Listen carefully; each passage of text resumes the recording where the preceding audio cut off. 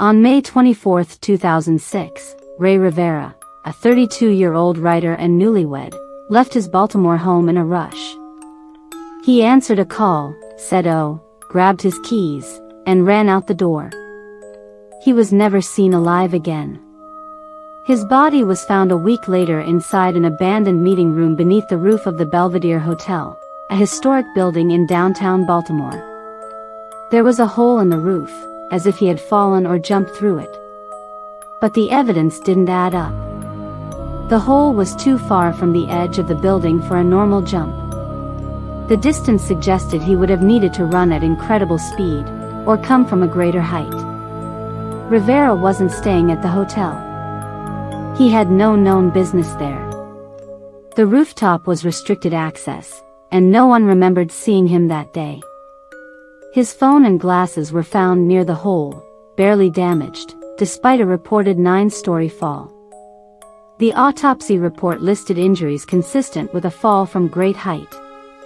But some details didn't make sense. Multiple fractured ribs, but no major skull trauma. The way his legs were positioned didn't match the angle of the drop. And no one could explain how he got to that spot. Then there was the note.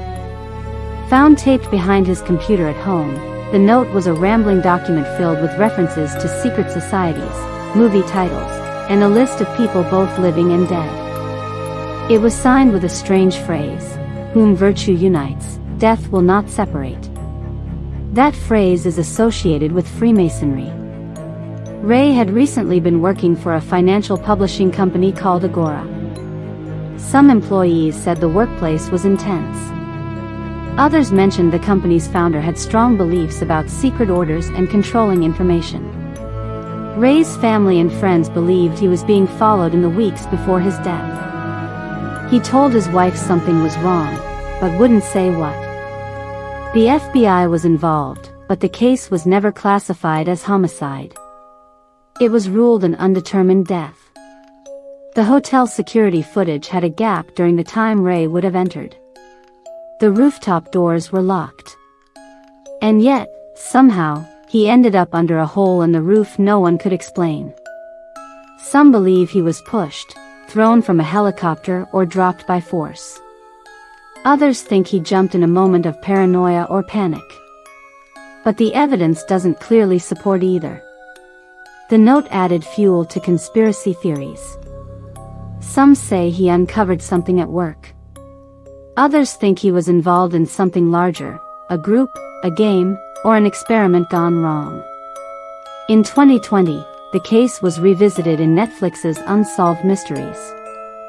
Public interest surged. New tips came in. But the core questions remain. Who called him that day? Why did he run? How did he get on the roof? What did the note mean? And most of all, what really happened to Rey Rivera?